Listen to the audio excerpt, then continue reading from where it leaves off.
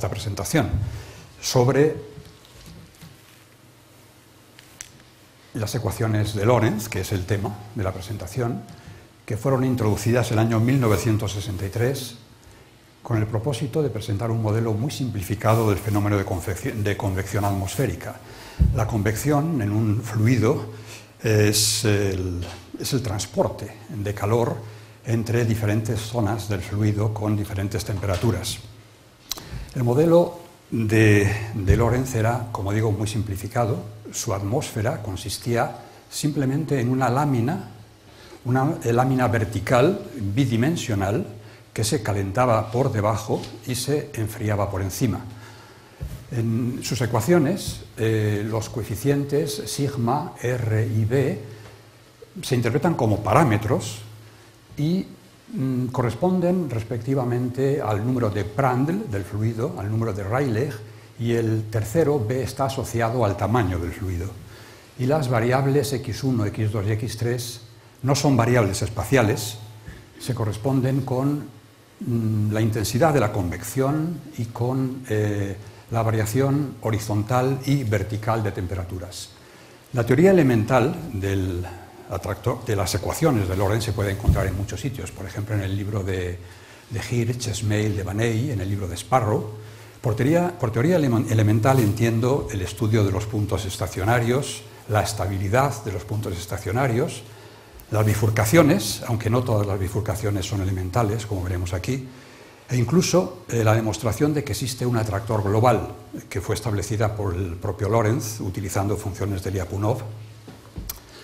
Por atractor aquí entiendo un compacto asintóticamente estable, no requiero transitividad.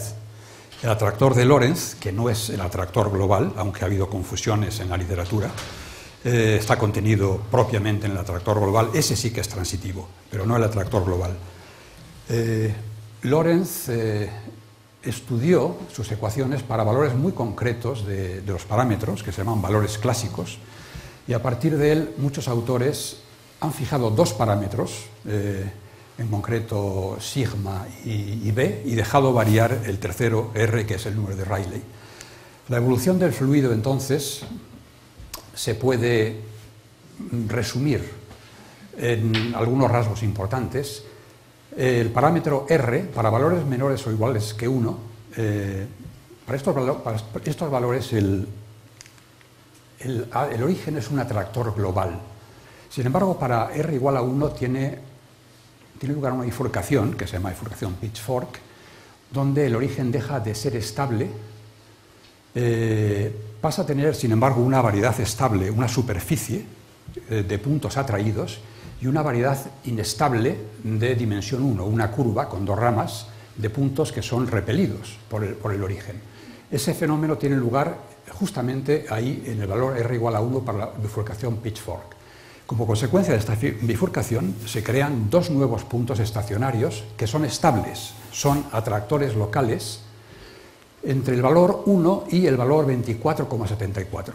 Para este valor tiene lugar una bifurcación de Hopf subcrítica, en la cual los puntos C1 y C2 absorben dos órbitas periódicas y dejan de ser estable. Como digo, Lorentz demostró la existencia de un atractor global de volumen cero para todo valor de R, es decir, el flujo es disipativo para todos los valores del parámetro. Aquí se puede ver de manera muy esquemática qué es lo que sucede. Para R menor que 1, el origen es un atractor global. El flujo linealizado tiene tres valores propios negativos. En R igual a 1, uno de los valores propios pasa a ser 0, se verifica la bifurcación de Hopf, pero también para ese valor el origen es un atractor global, es asintóticamente estable y atrae todo el espacio. Después, en valores inmediatamente posteriores a 1, el origen pierde su estabilidad, atrae esa superficie, ese plano vertical y repele esa línea horizontal que tiene dos ramas, es realmente una curva. Una rama es atraída por el punto C2, que como digo es un atractor local, es un atractor que atrae un entorno suyo, y otra es atraída por el punto C2. Aquí explico más o menos lo que acabo de decir, ¿no? Después de la bifurcación se mantiene la situación que acabo de decir durante bastante tiempo, hasta un valor del parámetro, que es el valor RH igual a 13.926, en el cual se registra un cambio importante. En este valor concreto, las dos trayectorias que empiezan en el origen y tienden a los puntos C1 y C2, para ese valor concreto son atraídas otra vez sobre el origen. Es decir, se repliegan, ya no son atraídas por los puntos C1 y C2, y son atraídas por el origen. Entonces se ha producido, originan dos trayectorias homoclínicas en consecuencia, un doble lazo. Y este fenómeno se llama bifurcación homoclínica. Sin embargo, inmediatamente después, esto sucede solo para este valor, inmediatamente después, las trayectorias pasan a ser atraídas por C2 y por C1, pero en orden cambiado. ¿Cómo puede suceder una cosa así? Aquí doy una explicación algo más realista de lo que sucede. Hasta el valor RH que acabo de indicar, las dos ramas de la variedad inestable son atraídas por los puntos C1, C2, pero para valores posteriores a RH son atraídas por C1 y C2 en orden, han permutado la forma de atracción. ¿Cómo es posible que suceda algo así? Sucede porque en un punto intermedio, justamente en el punto RH, se ha registrado este fenómeno, esta bifurcación homoclínica, este doble lazo que hace posible la transición. Aquí se pretende dar una imagen más o menos intuitiva de qué es lo que pasa viendo la evolución de una órbita próxima a la variedad inestable para distintos valores de R próximos al RH, 13,926. Primero, la órbita es rápidamente atraída por C2, luego cada vez tarda más en ser atraída por C2 mientras que se va acercando al origen, y para valores posteriores entra ya dentro de la esfera de la zona de influencia de C1. Y eso se explica porque ha habido un valor intermedio, como digo, en el cual se ha producido la bifurcación homoclínica. Después de la bifurcación homoclínica, aparentemente no hay ningún fenómeno reseñable. Se empieza a ver por simulaciones numéricas, bastante después, para valores bastante posteriores de R, la presencia de un determinado conjunto, que se llama conjunto extraño, que sin embargo no se detecta por simulaciones numéricas para valores propios, para valores próximos al RH al que me acabo de referir. Sin embargo, un análisis más fino, hecho por Swinnerton-Dyer, por Kaplan y Yorke, por Sitnikov, demuestra que efectivamente ese conjunto extraño aparece inmediatamente después del valor RH igual a 13,926. Es un conjunto extraño porque tiene muchas propiedades muy inesperadas en aquel momento, relacionadas con el caos, con la sensibilidad a las condiciones iniciales y otras propiedades relativas al caos.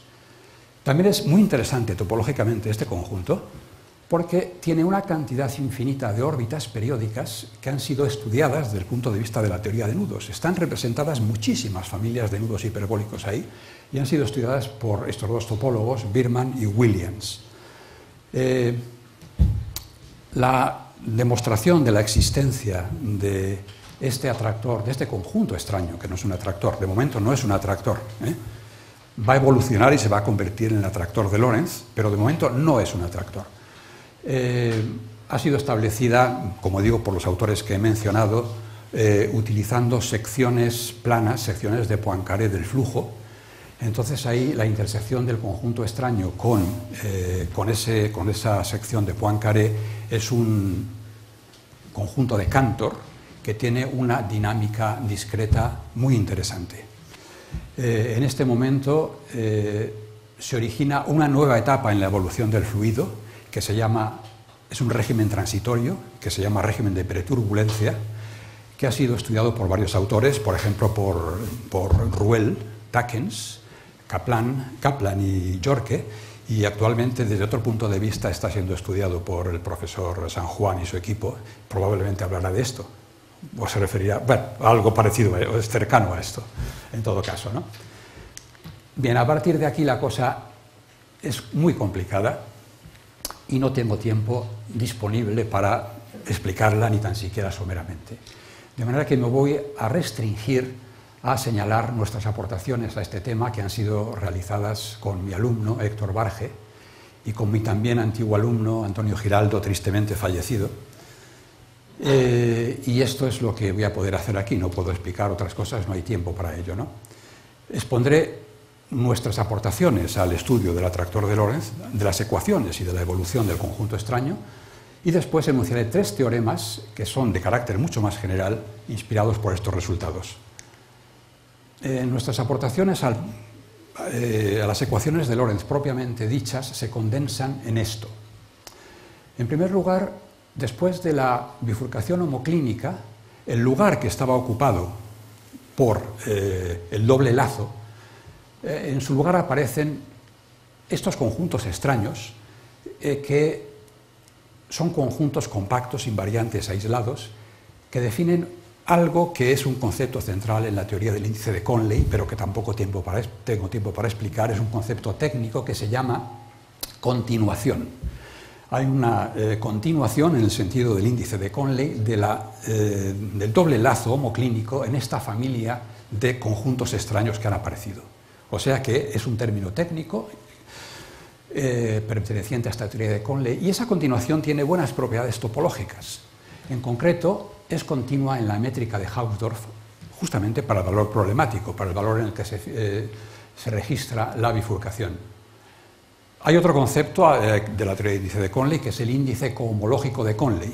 No es un concepto puramente topológico, es un concepto mixto entre dinámica y topología, o sea, no es el grupo de cohomología de ese conjunto extraño, es un concepto mixto que aparece ahí en la teoría del índice de Conley, y el índice cohomológico es el mismo que el del círculo. No el grupo de cohomología, pero sí el índice cohomológico coincide con el del círculo.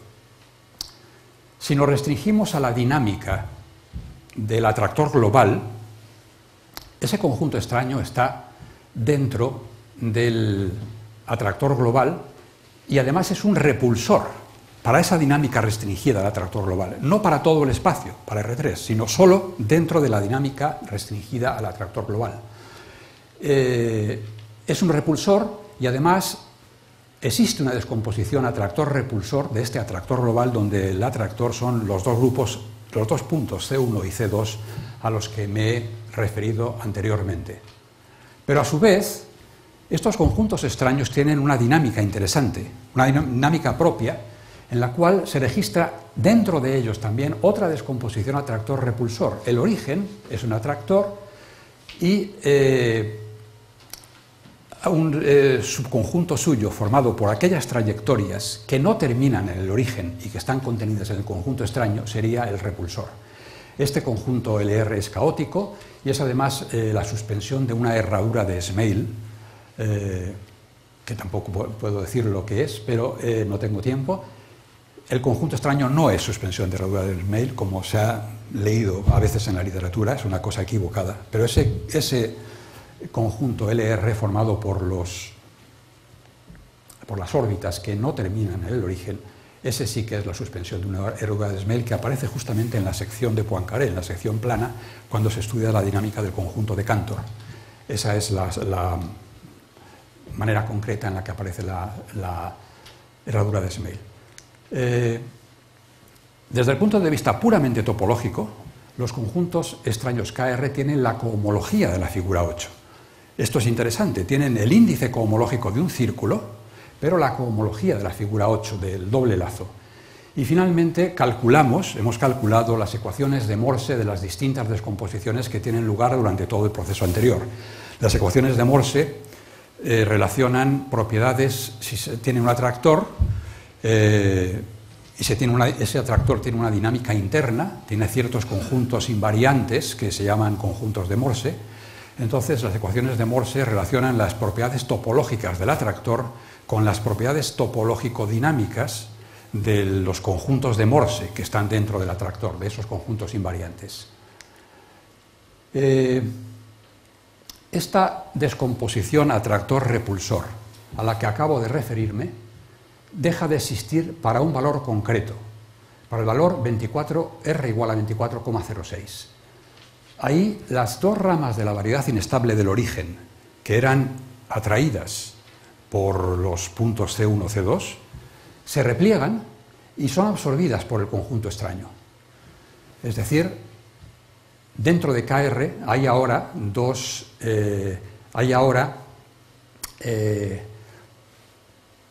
trayectorias que son repelidas por el origen, pero están dentro de KR. Entonces, el origen no puede ser entonces un atractor dentro de KR. Deja de ser un atractor, deja de existir esa descomposición atractor-repulsor exactamente en ese instante. También en ese instante el conjunto extraño expele dos órbitas periódicas, que se llaman órbitas periódicas originales, que con el tiempo acaban siendo absorbidas por los puntos estacionarios C1 y C2. Por su parte, KR, que hasta este momento era un repulsor para el flujo restringido al atractor global, pasa a ser un atractor. Se verifica una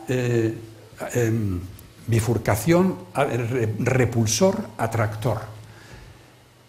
Un atractor no solo del flujo restringido a gamma R, el atractor global, sino de todo el flujo de R3. No es un atractor global, pero es un atractor local de R3. Este atractor que se ha creado en este instante es exactamente el atractor de Lorentz. Se crea ahí en estos momentos. El conjunto tantas veces reproducido por esta bella silueta.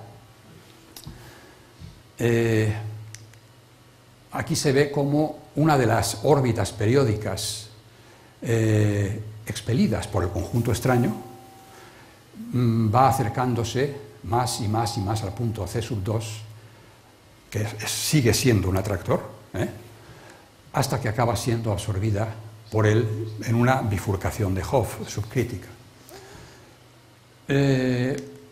Entonces, a partir de este momento se registra esta otra situación a la que voy a referirme.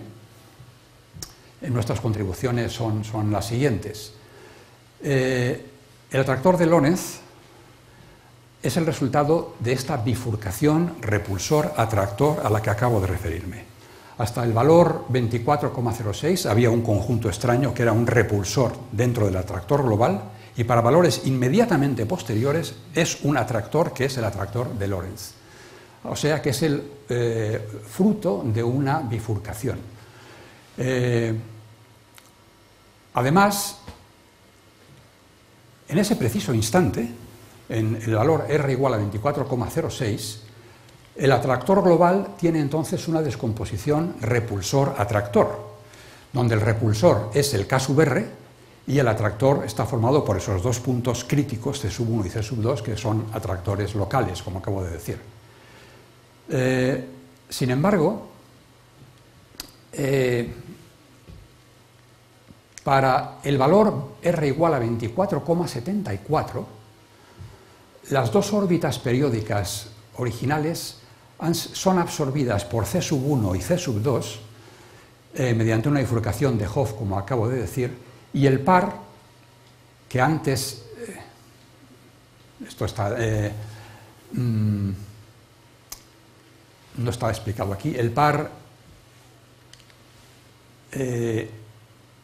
KRC1C2, que antes era un par repulsor-atractor, pasa a ser un par atractor-repulsor. O sea, ha habido una transición de este par, una transición verificándose por intermedio de la evolución del índice del parámetro R, de manera que el par atractor-repulsor se ha transformado en un par atractor-repulsor, ¿no? Eso se hace por el proceso al que acabo de referirme, en que las dos órbitas periódicas originales, que han sido expulsadas por el conjunto extraño, evolucionan en el espacio, en el atractor global, y entonces el atractor global adopta una nueva configuración que tiene una descomposición de Morse,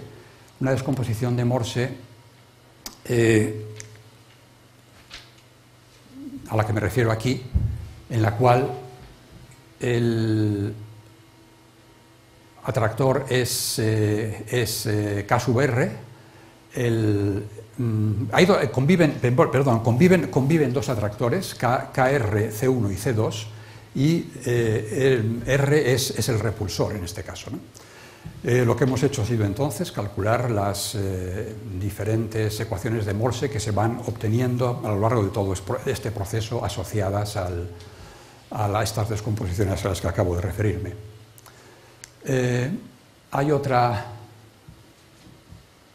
cuestión interesante aquí, que es el cálculo de lo que se llama forma o tipo de homotopía de Borsuk del atractor de Lorentz, que se puede calcular utilizando los datos que hemos reflejado anteriormente, pero existe otra posibilidad de calcularlos utilizando esta figura, este espacio que se llama branched manifold, que no es realmente una variedad, porque los puntos de la línea horizontal son puntos singulares. Es difícil entender así en pocas palabras cómo se describe esta figura. Por debajo de la línea horizontal hay una superficie. La parte de la derecha es una superficie que se pega a la línea horizontal por la parte anterior, y la parte de la izquierda es una superficie que se pega por la parte posterior, de manera que aquí hay singularidades en la línea horizontal. Ahí no es localmente una superficie. Esta branched manifold ha sido estudiada por varios autores, por Williams, Wuckenheimer, por ejemplo, y han definido un flujo, de hecho un semiflujo, es un flujo que existe solamente para tiempos positivos, el pasado no está determinado, y estos autores han establecido que existe un atractor en el semiflujo que se pretende esquematizar ahí. No es fácil de entender cómo se define el semiflujo ahí. En todo caso, ese semiflujo tiene un atractor, y ese atractor es homeomorfo al atractor de Lorentz.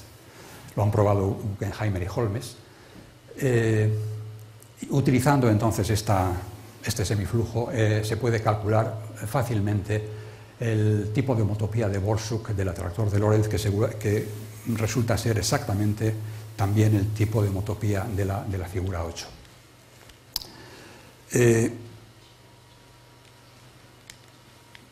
Todos los hechos que acabo de describir son aplicables exclusivamente al atractor de Lorentz. Sin embargo, basándonos en ellos, hemos demostrado 3 resultados que son aplicables a una familia de flujos mucho más generales que el atractor de Lorentz. La motivación, como digo, es los resultados que acabamos de obtener. El primero de ellos se refiere a las condiciones que determinan algún tipo de bifurcaciones que generalizan a las bifurcaciones de Poincaré, Andronov, Hopf y simultáneamente a las bifurcaciones Pitchfork en dimensiones y codimensiones arbitrarias. La bifurcación de Hopf, por ejemplo, es solamente para dimensión 1, es decir, se crean órbitas o son absorbidas órbitas de dimensión 1. Sin embargo, este resultado se refiere a dimensión arbitraria, o sea que es un teorema de Poincaré, Andronov, Hopf para dimensión cualquiera. El siguiente resultado se refiere a la bifurcación homoclínica, en el cual se demuestra que bajo ciertas condiciones muy generales, mucho más generales que las de la bifurcación del atractor de Lorentz, si el flujo tiene 2 trayectorias homoclínicas y existen puntos estacionarios verificando ciertas condiciones de regularidad respecto a los autovalores del flujo linealizado, entonces la existencia de la bifurcación homoclínica produce necesariamente un conjunto un conjunto que es el equivalente al conjunto extraño de la bifurcación de Lorentz, en el cual sucede algo muy parecido a lo que sucede en el caso de la bifurcación del conjunto de Lorentz. Es decir, el índice cohomológico de este conjunto es isomorfo al índice cohomológico del círculo y además este conjunto define una descomposición atractor-repulsor del atractor global y por otra parte está dotado de una dinámica interna atractor-repulsor donde el atractor es el origen, como en el caso del conjunto de Lorentz. Además hallamos las ecuaciones de Lorentz de la bifurcación, de la descomposición de Morse o de las descomposiciones atractor-repulsor resultantes. Y el tercer teorema se refiere a familias de flujos en las que se verifica esta transición de pares atractor-repulsor o repulsor-atractor en nuestro caso a atractor-repulsor. Voy a comentar algo respecto a un par de teoremas, al primero y al tercero, porque realmente no creo tener tiempo para más, ¿no? Entonces, en el teorema primero, lo que tenemos es una familia de flujos inducida dependiendo de un parámetro, inducida por un sistema de ecuaciones diferenciales ordinarias en Rn. La dependencia del parámetro es diferenciable. Suponemos que para el valor lambda igual a 0, el origen es un atractor, un conjunto asintóticamente estable. Y que para valores de lambda mayores que 0 se ha convertido en un punto fijo hiperbólico que tiene exactamente k valores propios positivos, su flujo linealizado, y n-k valores propios negativos. Inmediatamente después, o sea, solamente para el valor propio lambda igual a 0 es un atractor. Inmediatamente después deja de serlo y sucede esto, se ha convertido en un punto que repele en una cierta dimensión y atrae en otra dimensión, en las dimensiones k y n-k respectivamente. Hay que suponer también que la variedad estable cumple una cierta condición de rigidez, justamente en el momento lambda igual a 0. Entonces se demuestra en el teorema que existe un parámetro lambda 0 tal que para todos los valores inmediatamente posteriores a 0 pero menores que lambda 0 se ha creado un atractor a sub lambda como consecuencia de esa bifurcación. Se ha creado un atractor a sub lambda que tiene el tipo de homotopía de Borsuk, la cohomología, el índice de Conley de la esfera SK-1. Este es un teorema general de Poincaré-Andronov-Hopf. Para k igual a 2 es el teorema clásico de Hopf. Para k igual a 2 lo que se crean son, según el teorema de Hopf, se crean órbitas que son atractores, órbitas atractoras. Aquí no hay ninguna restricción respecto a la dimensión. Naturalmente la conclusión es algo más débil. Lo que tenemos ahí es un atractor que tiene el tipo de homotopía, no es homeomorfa la esfera, tiene el tipo de homotopía de la esfera. El tipo de homotopía y el índice cohomológico, el índice de Conley, etcétera, etcétera. Además, esta familia de atractores se contrae al origen para valores propios, para valores cercanos al lambda igual a 0, que es lo que sucede en el caso de la bifurcación de Hopf para k igual a 2. Ahí lo que se tiene es una familia de órbitas atractoras que se contraen en el origen. También probamos que existe un atractor k lambda cuyo tipo de homotopía de Borsuk es trivial, de forma trivial.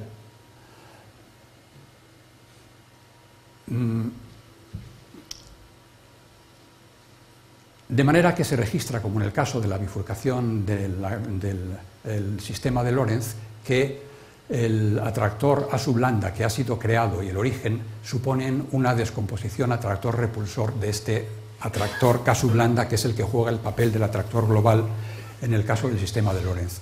Por último, calculamos las ecuaciones de Lorentz que se producen en esta descomposición. Voy a comentar algo respecto del último teorema. En el último teorema lo que tenemos es una familia de flujos que dependen continuamente de un parámetro. Aquí no se requiere diferenciabilidad.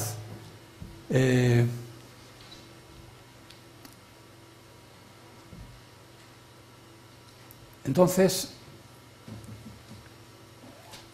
aquí debería ser, perdón, K sub lambda, no gamma lambda, sino K sub lambda, una continuación de conjuntos invariantes aislados, de tal manera que para lambda igual a 0, el flujo restringido al atractor global verifica que K lambda 0 es un repulsor de ese flujo, tal y como sucedía en el atractor, en el caso de las ecuaciones de Lorentz. En el caso de las ecuaciones de Lorentz, a continuación se crea un atractor, que es el atractor de Lorentz. Aquí explicamos esa situación de una forma un poco más general. Decimos que tenemos una familia de compactos K sub lambda atractores que convergen en la métrica de Hausdorff a este atractor K sub lambda 0. Esto está inspirado por la situación a la que me refería antes del atractor de Lorentz, que es la propia familia de atractores de Lorentz la que converge al K sub lambda 0. Pues bien, entonces probamos que en una bifurcación de este tipo se crea una familia de repulsores necesariamente, que son los que corresponden a las dos órbitas que han sido expelidas por el atractor de Lorentz, por el conjunto extraño de Lorentz en las ecuaciones de Lorentz. Y esta familia de repulsores converge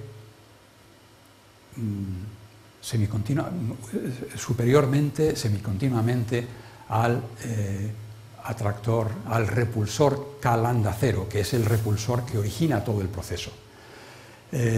Además, si este atractor K sub lambda tiene una dinámica simple en alguna dimensión, en el sentido de que tiene índice de cohomología de Conley trivial, entonces los repulsores que se han creado, por el contrario, tienen una dinámica compleja, bastante compleja, al menos tan compleja como la del repulsor original K lambda 0.